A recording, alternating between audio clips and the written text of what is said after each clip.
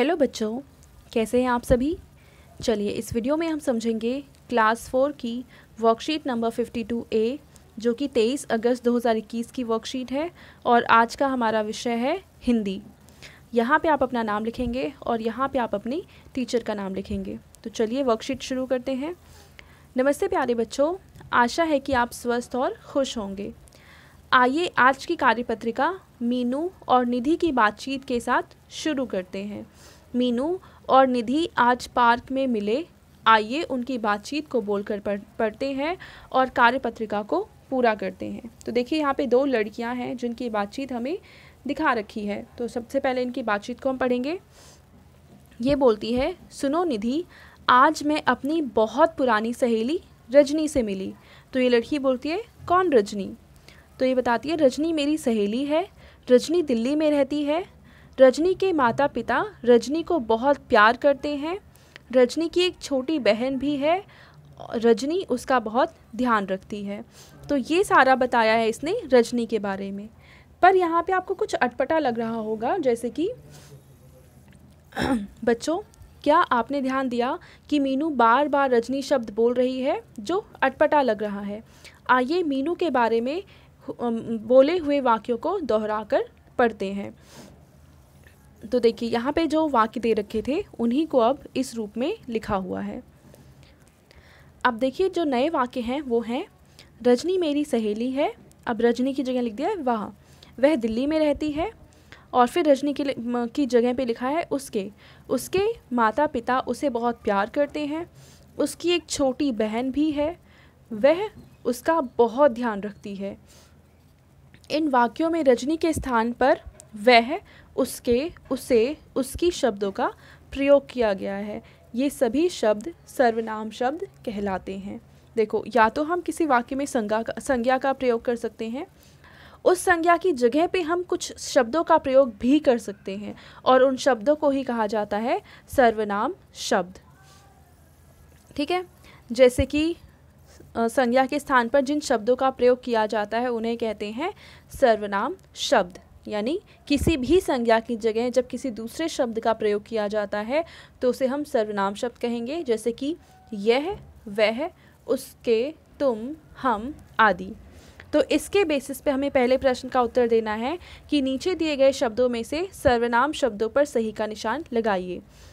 तो पहले में तो लगा ही रखा है वह पे। दूसरा है केशव, जो कि किसी लड़के का नाम है। अंकुश, ये भी किसी लड़के का नाम है, तो ये दोनों तो सर्वनाम नहीं हो सकते। फिर है तुम, तो तुम किसी की जगह पे तुम का प्रयोग किया गया है, तो तुम यहाँ पे हुआ सर्वनाम शब्द।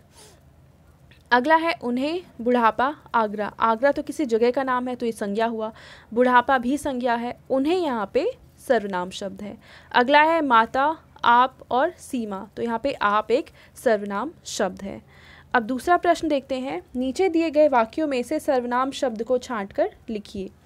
तो हमें इन वाक्यों में से चूज़ करना है कि सर्वनाम शब्द कौन सा है। जैसे पहले में है मेरी, दूसरा है दूध में कुछ पड़ा है, तो यहाँ पे कुछ एक सर्वनाम शब्द है।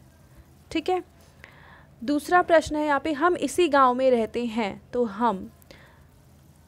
हम एक सर्वनाम शब्द है। ठीक है, और चौथा है वह बहुत अच्छा गाना गाता है, तो वह यहाँ पे किसी की जगह इस्तेमाल हुआ है, तो वह यहाँ पे एक सर्वनाम शब्द है। अगला है आओ बातचीत करें। प्यारे बच्चों, साथ दिए गए चित्र को ध्यान से देखिए। आपको क्या लगता है कि चित्र में दिख रहा व्यक्ति और चूहा क्या बातें कर रहे होंगे? अनुमान लगाकर उनके संवाद को ज़ोर ज़ोर से बोलिए और अपनी कॉपी में लिखिए। तो देखिए इस चित्र में एक आदमी दे रखा है और एक चूहा है, तो हमें बताना है कि ये आपस में क्या बातचीत कर रहे होंगे। तो चलिए, मुझे लगता है कि ये बात कर रहे हैं। चूहा बोलता है कि मुझे कुछ दाने खाने के लिए दे दो। तो चूहा यहाँ पे बोलता है इस व्यक्ति से कि मुझे खाने के लिए कुछ दाने दे दो। तो यहाँ पे व्यक्ति बोलता है कि यह लो,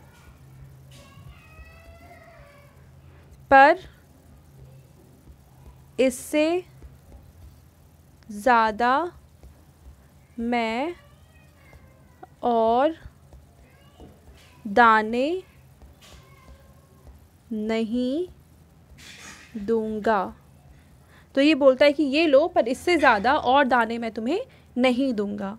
इसके बाद देखो यहाँ पे आपके पेरेंट्स के लिए एक सुझाव है कि बच्चों को सार्वजनिक जगहों जैसे पार्क, बाज़ार, अस्पताल पर मास्क पहनने की आदत डालें और इसके महत्व के बारे में भी बताएं। तो बच्चों, आप सभी को पता होना चाहिए कि फ़िलहाल एक बीमारी चल रही है, उससे बचने के लिए हमें मास्क ज़रूर पहनना है। तो पेरेंट्स से भी यही आग्रह है कि आप लोग अपने बच्चों को ऐसी आदतें अपनाने के लिए ज़रूर प्रेरित करेंगे। तो आई होप ये वर्कशीट आप सभी को बहुत अच्छे से समझ में आ गई होगी। Thank you.